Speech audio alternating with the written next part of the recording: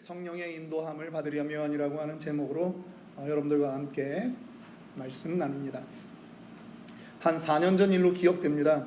제가 풀러에서 박사과정 두 번째 학기를 공부하고 있을 때였습니다. 아침마다 전도사님 한 분씩 이렇게 나와서 말씀을 한 15분간 디보션을 합니다. 자기가 한 주 묵상했던 그러한 말씀, 이거를 서로 이제 나누는 그러한 시간들을 갖게 됩니다. 그런데 금요일 날 마지막 시간인데요. 예정되지 않았던 다른 전도사님이 올라오셔가지고 말씀을 나누는 것입니다. 그런데 처음 시작을 이렇게 하시는 겁니다. 어제 수업을 마치고 집에 가는데 성령이 너무 강하게 역사하셔서 자기가 반장한테 전화를 해서 좀 바꿔달라고, 자기가 해야 되겠다, 그렇게 해서 자기가 오늘 섰다, 이렇게 이야기를 하시고 말씀을 전하시는데 서로 이제 좀 불편했던 것이 있었습니다. 그것은 무엇이냐 하면, 그 전도사님이 처음 말을 할 때 내가 오늘 어제 성령의 인도함 때문에, 성령의 강한 메시지가 있어서 내가 전화를 해서 내가 순서를 바꿔달라, 원래 하기로 했던 분이 계셨지만 내가 하겠다라고 이렇게 했다라고 하는 그 말이 서로들에게 이제 좀 고민이 되는 것입니다. 이것이 정말 성령이 하신 일이냐, 아니면 자신의 드러남인데 거기에 성령을 갖다 붙인 것이냐라고 하는 것이죠. 여러분, 분명히 우리가 신앙생활을 하다 보면 성령의 감동이 있을 수 있습니다. 또 성령께서 이렇게 하라라고 지시할 수 있습니다. 그것을 부정하지 않습니다. 저는 성령의 은사를 저는 오늘날도 분명히 있다라고 저는 믿는 사람입니다. 그럼에도 불구하고 오늘날 이미 성경이 우리에게 66권이 완성이 돼서 우리에게 주어진 이 시점을 살아가는 우리에게 이 성령의 인도, 성령의 감동이라고 하는 말을 하는 데 있어서는 대단히 주의하지 않으면 안 된다라고 하는 것이죠. 여러분들은 어떻게 생각하십니까? 정말 하나님이 우리의 삶 하나하나에 간섭하셔서 인도하시는 분이실까요? 여러분들 마음속에 생기는 그 감정 하나하나가 전부 다 성령님이 주시는 그러한 감동일까요? 오늘 저와 여러분들이 읽은 이 본문은 바울이 2차 전도여행을 떠났을 때에 그들이 당했던 그러한 일들입니다. 전도여행입니다, 여러분. 영혼을 구원해야 되겠다라고 하는 그런 막중한 사명을 가지고 죽음을 무릅쓰고 두 번째 떠났던 그러한 여행의 길인데, 그 여행의 길이 순탄하지 않았다라고 하는 것입니다. 길이 막혔다라고 하는 것입니다. 오늘 혹시 이 땅을 살아가면서 여러분들의 일들이 막히고 있지는 않습니까? 나는 정말 좋은 의미로 이 하나님의 일을 하고 있는데, 그리고 나는 정말 열심히 살아가고 있는데 내 길은 막힌 것 같은 그러한 답답함이 혹시 여러분들에게는 없습니까? 오늘 저는 여러분들에게 그것의 완벽한 답은 아닐지라도 그러한 것들을 한번 같이 고민해 보자라고 하는 그러한 측면인 것입니다. 성령의 역사를 우리는 제한하면 안 됩니다. 성령의 역사는 우리가 생각하는 그 이상으로 크고 세밀할 수 있고 크고 광대할 수 있습니다. 그렇기 때문에 오늘 이 한 시간의 설교가 성령의 인도함을 다 이렇게 하면 받는다라고 그렇게 말할 수는 없는 것입니다. 그러나 그럼에도 불구하고 그러한 막히는 동일한 상황을 부딪힌 바울과 그들의 일행들은 과연 어떻게 했는가? 그러한 부분이 오늘 이 땅을 살아가는 우리의 삶의 자세를 어떻게 조언해 줄 수 있는가? 저는 본문을 통해서 여러분들과 함께 이 부분들을 간략히 살펴보고자 하는 것입니다. 지금 바울과 실라가 이제 루스드라에 가서 그곳에서 예수를 착실하게 믿고 있는 디모데를 데리고 이제 전도 여행을 갑니다. 여기에는 누가라고 하는 이 사도행전을 기록한 누가도 함께 동행하는 것으로 우리 신학자들은 그렇게 보고 있는 것입니다. 그런데 이들이 원래 가고자 하는 것은 저 동북쪽으로 가려고 하는 것입니다. 부르기아, 갈라디아 이쪽 지역으로 가려고 하는 것이죠. 그런데 6절 7절을 보니까 길이 막혔다라고 하는 것입니다. 성령이 아시아에서 말씀을 전하지 못하게 하시거늘 그들이 부르기아와 갈라디아 땅으로 다녀가 무시아 앞에 이르러 비두니아로 가고자 애쓰되 예수의 영이 허락하지 아니하시는지라. 여기서 성령이라고 하는 말과 예수의 영은 같은 말입니다. 그런데 중요한 것은 무엇이냐면 성령이 1차 전도 여행 때 갔던 그러한 곳에서 복음을 전하려고 하는데 그것을 막으시는 것입니다. 그래서 다시 부르기아, 갈라디아 이쪽 땅으로 가고 또 무시아 앞에 이르러 비두니아 지역으로 또 가려고 하는데 성령이 허락하지 않았다라고 하는 것입니다. 영혼구원 전도를 나왔는데 길이 막히는 것입니다. 참 답답하지 않겠습니까? 성도들 삶도 그러한 경우들이 많이 있습니다. 그러다 보니까 성도님들 가운데 이런 말씀들을 많이 합니다. 하나님의 뜻을 알고 싶습니다. 하나님의 뜻을 발견하고 싶습니다. 얼마나 간절하면 그렇겠습니까? 그런데 이 하나님의 뜻을 알고 싶다라고 우리가 하는 그 말에는 이런 의미가 있습니다. 내가 만일 나에 대한 하나님의 뜻을 알면 이렇게 살지 않을 것입니다. 내가 만일 하나님의 뜻을 안다면 이 고난의 시간도 지혜롭게 갈 수 있을 것입니다 라고 하는 것이죠. 그러나 여러분, 우리의 인생이 그렇듯이 우리는 하나님의 뜻을 완전히 알 수 없는 것입니다. 브루스 윌키 목사님이 쓰신 하나님의 뜻, 하나님의 인도라고 하는 책에서는 이 세 가지 점에서 하나님의 뜻을 발견하고자 하는 우리 사람들의 그 마음의 오류를 말씀하고 있습니다. 첫째는 이것입니다. 하나님이 나를 위한 구체적인 계획을 가지고 계시다. 맞습니다. 그러면 하나님은 나에게 일일이 알려주실 것이다 라고 생각한다라고 하는 거죠. 그런데 저자는 이렇게 얘기합니다. 하나님은 우리에게 일일이 말씀해 주실 이유도 필요도 없을 수 있다라고 하는 것이죠. 두 번째입니다. 마치 나는 하나님의 뜻을 알고 있으면 스스로 자기의 운명을 통제할 수 있다라고 생각하는 오류를 범한다라고 하는 것입니다. 비슷한 의미에서 세 번째는 하나님의 뜻을 알면 가장 좋은 인생을 선택해서 내가 살아갈 수 있을 것이다 라고 생각한다라고 하는 것이죠. 그러면 여기서 다시 저는 좀 질문합니다. 우리의 바램은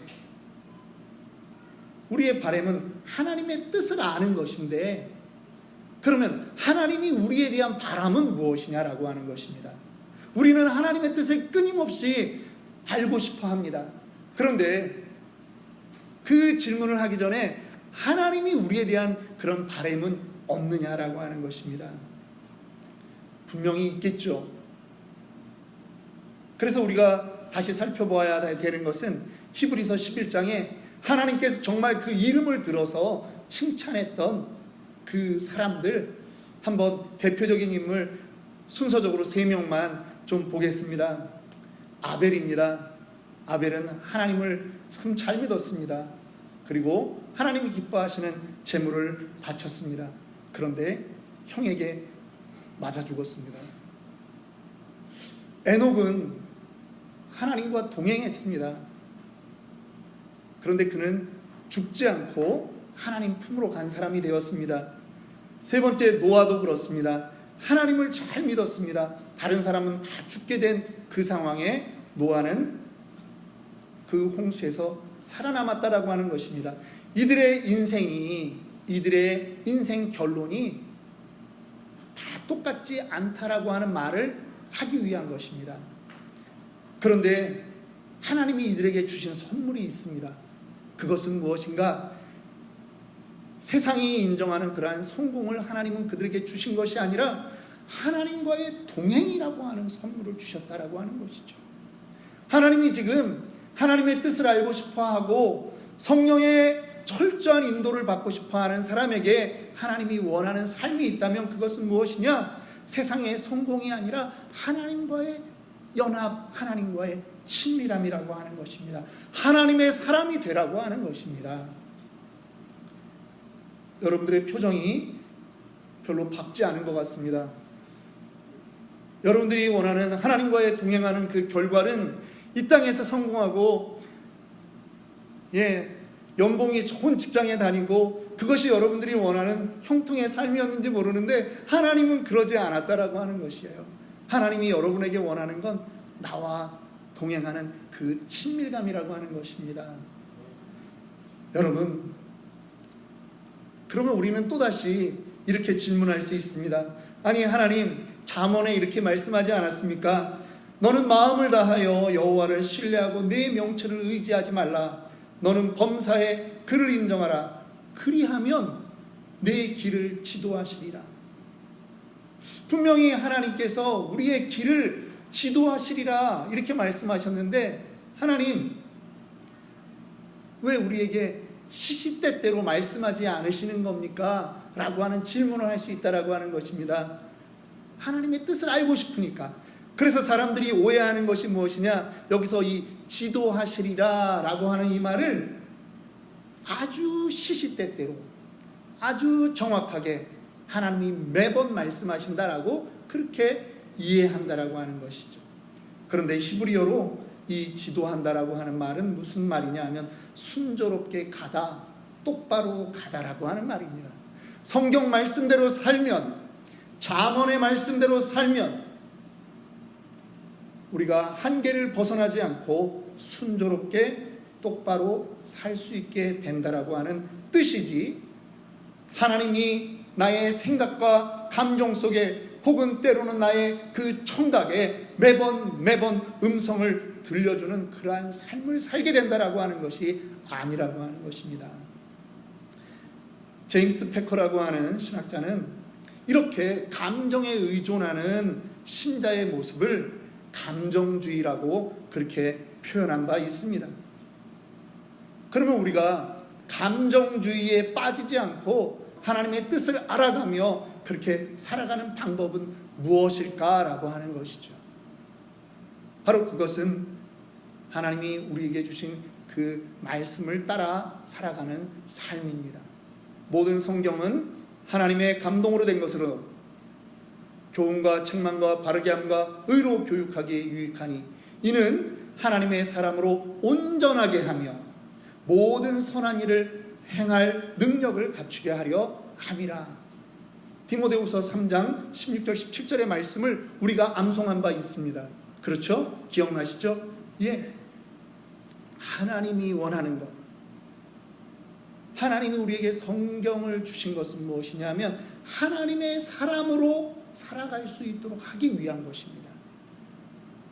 날마다 하나님의 내 청각에 울리는 그 하나님의 음성을 간구하는 것이 아니라 나에게 주어주신 이 66권의 성경을 통해서 내가 하나님의 사람으로 온전하게 설 수 있는 것, 그것이 성경 안에 갖추어져 있다라고 하는 것입니다.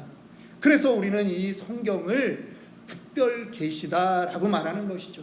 삼라만상 이 우주 속에 펼쳐진 하나님의 역사가 분명히 있습니다. 그것을 우리는 일반 계시라고 말합니다. 그럼에도 불구하고 하나님께서 우리에게 특별히 이 성경 한 권을 주셨는데 이것이 바로 우리의 언어로 바꿔서 하나님이 말씀해 주신 그것입니다. 특별 계시인 것입니다. 여러분의 삶에 임하시는 하나님의 뜻, 그것이 궁금하십니까? 네, 성경을 가까이 하십시오. 성경으로 돌아가셔야 됩니다. 왼쪽으로 갈까요? 오른쪽으로 갈까요? 차라리 돌아갈까요? 이렇게 묻는 것이 아니라 성경은 무엇으로 말씀하고 있는가? 거기로 우리가 돌아가야 된다라고 하는 것입니다. 오늘 바울은요, 성경이 구약만 있던 시대에 살았던 사람입니다. 바울의 삶이 하나님과 동행하는 그러한 부분들이 있었음에도 불구하고 그들은 신약 시대를 살고 있는 우리만큼 완벽한 하나님의 말씀, 하나님의 계시가 없었던 것입니다.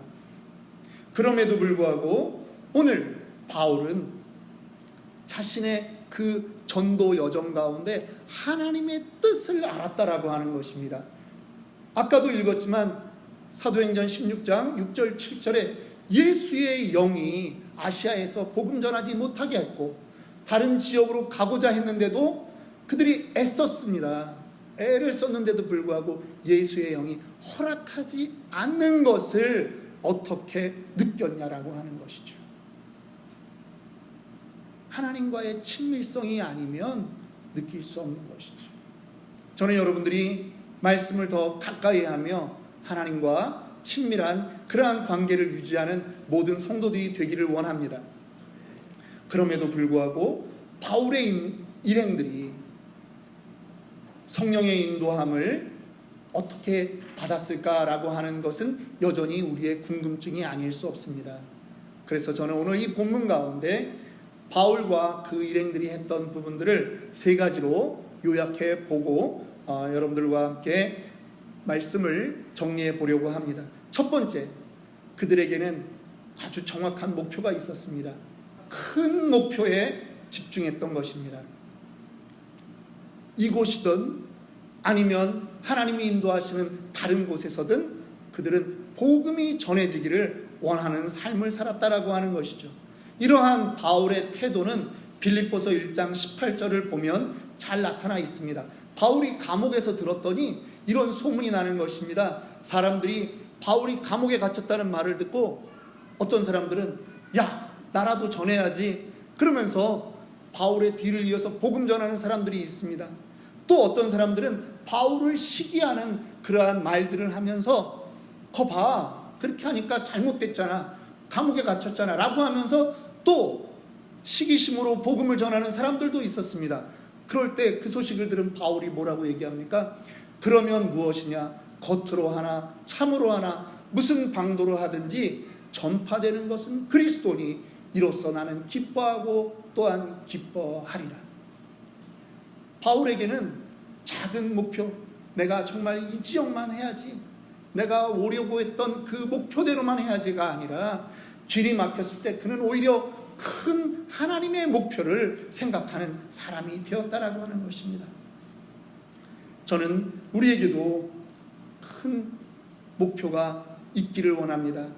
그것은 정말 내가 작은 신앙을 지켜가는 그러한 사람이 아니라 에베소서 4장 13절에 말하듯이 하나님의 아들을 믿는 것과 하나님의 아들에 대해서 아는 것에 하나가 될 뿐만 아니라 온전한 사람을 이루어 그리스도의 장성한 분량이 충만한 데까지 이르는 것이 여러분들과 저의 목표가 되기를 원합니다. 이 정도 신앙생활하면 됐지, 이 정도면 되었을 거야 라고 생각하는 것이 아니라 나는 아직 다 잡은 줄로 생각하지 않는 것입니다. 그리스도의 장성한 분량, 아직도 내가 가야 할 그 예수 닮는 삶, 예수 닮기 원하네, 날마다 그 찬양을 우리가 읊조리면서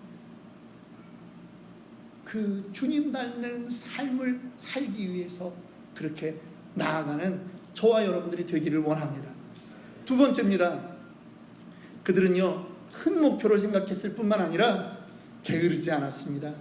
남들 같으면 아마 자포자기할 수 있는 그러한 시간들인데 바울과 그 일행들은 모든 상황에서 실망하지 않았다라고 하는 것입니다. 7절과 10절에 보니까 이런 단어가 있습니다. 애쓰되, 힘쓰니 하는 말입니다. 무시아 앞에 이르러 비두니아로 가고자 애쓰되, 그냥 대충대충 한 게 아닙니다. 아주 열심히 했다라고 하는 것입니다. 10절에 보니까 이제 마게도니아 환상을 봅니다. 그래서 그쪽으로 떠나려고 하는데 그 일 역시도 어떻게 합니까? 아주 힘쓰는 것입니다. 여러분, 에디슨이요, 그 기록에 보면 뭐 좀 기록마다 좀 차이는 있습니다. 그런데 어떤 기록에는 뭐 2000번 그 필라멘트 전구 안에, 우리 전구 안에 그 필라멘트 실험을 한 걸 뭐 2000번 했다, 또 어떤 자료는 7000번 실패했다, 뭐 이런 얘기들이 있긴 한데 중요한 것은 뭐냐면 그는 계속 실패했다라고 하는 것이죠. 그럴 때 어떤 사람이 물어봤습니다. 이번에는 역시 안 되나 보죠? 이번에도 실패하셨지 않습니까? 그랬을 때 에디슨이 이렇게 이야기했다는 것이죠. 아닙니다. 안 되는 것 또 한 가지를 알게 된 것일 뿐입니다. 앞으로 남은 일은 이제 되는 일만 남았다라고 하는 것이죠. 가능성이 점점 높아진다라고 하는 것입니다. 안 되는 것들이 이제 알아졌으니까. 결국은 그 에디슨 때문에 오늘 우리가 이렇게 밝은 세상을 이 공간 안에서도 지낼 수 있는 것 아니겠습니까? 제가 1999년도에 유학 중에 예배 중에 성가대에 앉아 있다가 정말 하나님의 그 콜링을 받았습니다. 성가대에 앉아 있는데 정말 하나님이 요한복음 21장 15절에 내가 나를 사랑하느냐 내 양을 먹이라고 하는 청각에 고막에 들리는 소리가 아니라 온몸에 들리는 그러한 소리로 하나님이 저를 부르셨습니다. 예전에 제가 이런 얘기하는 사람들을 보면 조금 이상한 거 아니냐 그렇게 얘기를 하는데 저에게 분명히 있었던 일입니다. 2달을 제가 참고 살았습니다. 그런데 그 일이 잊혀질 수가 없는 거죠. 그래서 6월 마지막 주에 그런 일이 있었는데 제가 8월 마지막 주에 한국에 가서 제가 5일간 정말 지금도 끼니 때를 놓치면 속에서 막 분노가 일어나는 성향의 사람이 5일간을 제가 금식을 했다라고 하는 것은 여러분 이 삶과 죽음의 길을 왔다 갔다 했다라고 하는 것이죠.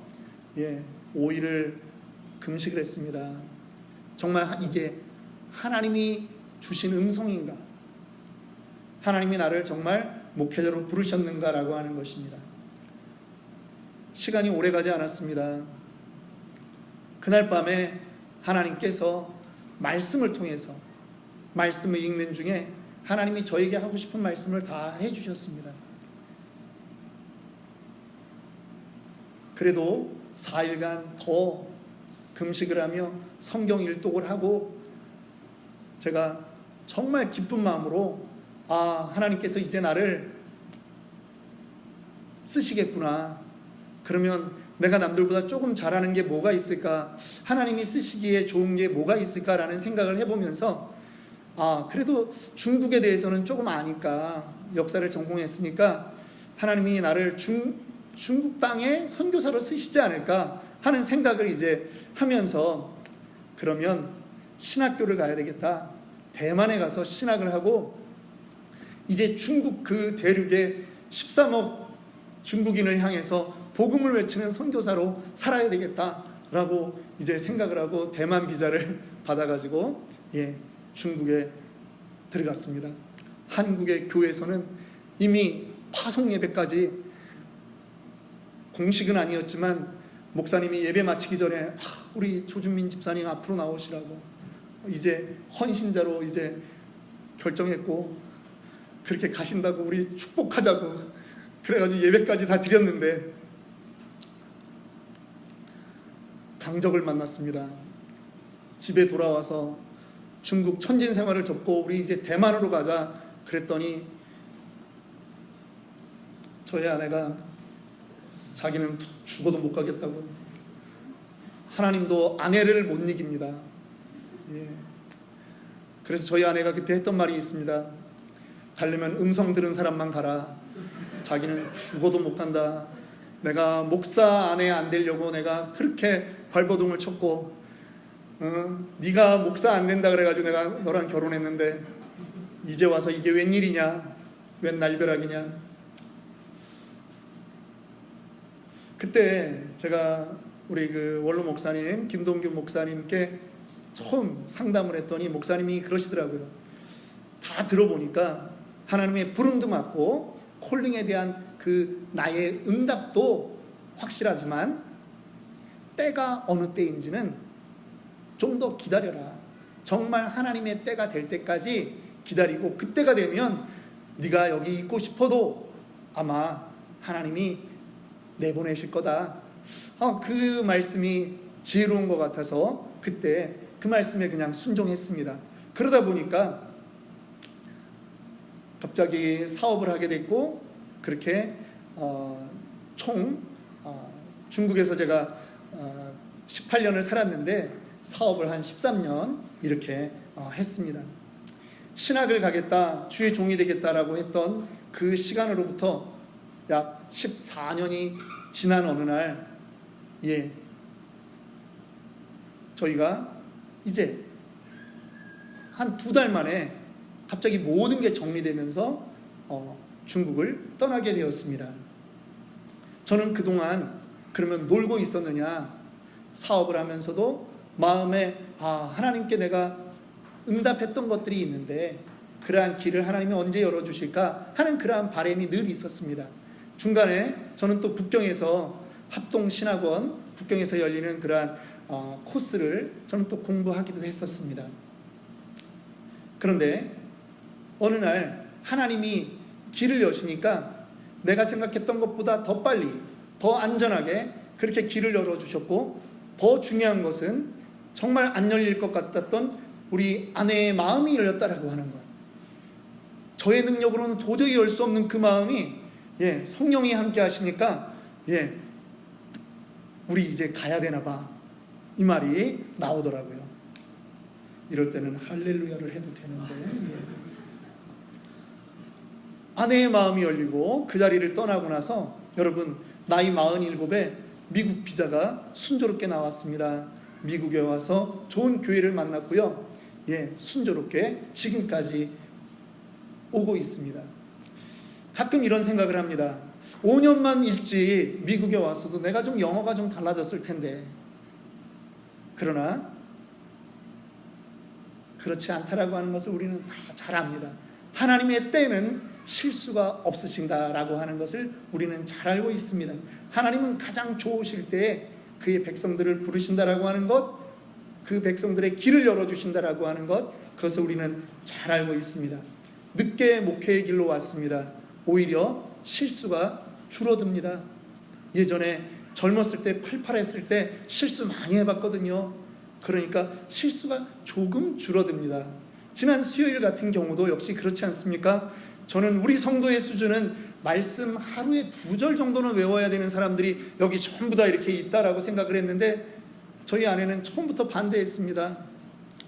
그래도 저는 우리 성도 수준을 도대체 뭐로 보고 그런 얘기를 하냐. 아니다. 이 사람들은 2절 정도는 이거는 뭐 식은 죽 먹기다라고 얘기를 했는데, 결국 고백을 들어보니 전도사들이나 다 예외가 없이 너무 힘들다, 너무 많다, 왜 그렇게 하냐, 그래서 여러분, 제가 이렇게 변화되고 있습니다. 주님이 저를 만들어가고 계십니다. 계속 끊임없이 아멘이 나와야 될 것 같고. 우리는요, 이 코로나 시간이 우리의 인생에서 백지로 기록되어서는 안 되는 시간입니다. 이 코로나의 이 시간도 하나님이 카운트하고 계시는 시간이라고 하는 것을 여러분들이 잊지 마십시오.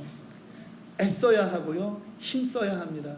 우리 교회 모습들, 그동안 약 6, 7개월의 시간들을 여러분들이 잘 아시지 않습니까? 우리는 그 시간도 되게 바쁘게 지내왔습니다. 세계 여러 나라에 있는 선교사들과 연결을 해서 우리는 특강을 듣기도 했고요. 또 정말 평상시에는 모실 수 없는 그러한 분들을 통해서 비록 줌이지만 우리는 바쁘게 그렇게 우리의 신앙 향상을 위해서 일해왔다라고 하는 것입니다. 여러분, 길이 막힐 수 있습니다.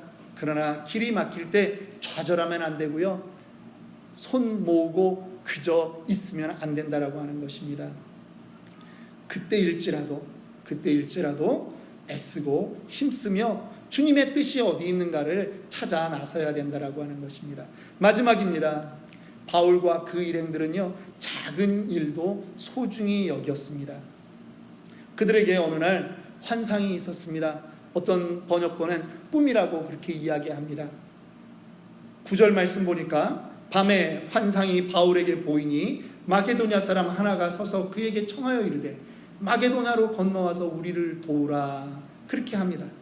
복음 전파의 길이 안 열려서 이리저리 방황하는 것 같았던 시간에 환상을 보았습니다. 꿈을 꾸었습니다. 어떤 사람 같으면 그저 개꿈이라고 생각하고 별 의미 없이 지나갈 수 있었습니다. 그런데 작은 일 하나도 민감하게 반응하는 것입니다. 여러분, 그들이 그 작은 일에 반응하며 그들이 보였던 행동은 뭐냐 하면 그래, 마게도냐로 가야지. 그런데 그 떠나기를 힘썼던 것입니다. 어떤 일이 그쪽에서 벌어질지, 어떤 일이 예비되어 있는지 모릅니다. 그런데 그 작은 환상에 그들이 반응하는 것입니다. 그리고 가장 빠르게 가는 배편을 알아보고 그렇게 떠나는 것이죠. 아무도 주목하지 않는 그러한 작은 발걸음이고 작은 항해입니다. 그런데 역사학자 아놀드 토인비는 이렇게 말합니다. 드로아에서 바울을 태우고 빌립보로 건너갔던 그 배가 바로 유럽의 역사를 바꾸는 배였으며 유럽 문명사의 미래를 안고 가는 배였다라고 주목하는 것입니다. 말씀을 마칩니다. 요즘은 어디를 이동할 때 지도를 가지고 가는 사람들은 아무도 없습니다. 전부 다 휴대폰 안에 내비게이션이 다 있습니다. 심지어 어떤 앱도 있냐 하면 지금 도로 어디에 경찰이 있다라고 하는 것까지 다 보여주는 그런 앱들을 우리 휴대폰 안에 다 있습니다. 예전에는 지도를 가지고 여행할 때는요 너무나 불편했습니다. 지금 생각하면 그때는 어떻게 여행을 다녔는지 모를 정도입니다. 가다가 또 내려서 사람들에게 물어서 이 길이 맞나 그렇게 확인하고 가야 했을 정도입니다.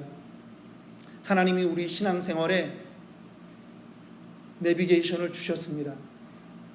바울이 살았던 그 시대에는 구약밖에 없어서 마치 뿌연 안개와 같은 그러한 하나님의 메시지였다면 지금 이 시대는 하나님께서 말씀을 우리에게 주셨습니다. 내비게이션입니다. 우리의 궁금한 모든 것들이 어디에 있습니까? 성경 안에 있습니다. 이 성경을 가까이 하면 하나님의 뜻을 알 수 있습니다. 성령에 민감할 수 있습니다. 성령의 인도함을 받을 수 있습니다. 하나님이 우리에게 필요한 모든 말씀은 이미 성경에 있는 줄을 믿으시기 바랍니다. 그러한 성령의 인도함을 말씀을 통해서 받으며 그렇게 살아가기를 소망하는 저와 여러분들이 되기를 주님의 이름으로 축원합니다.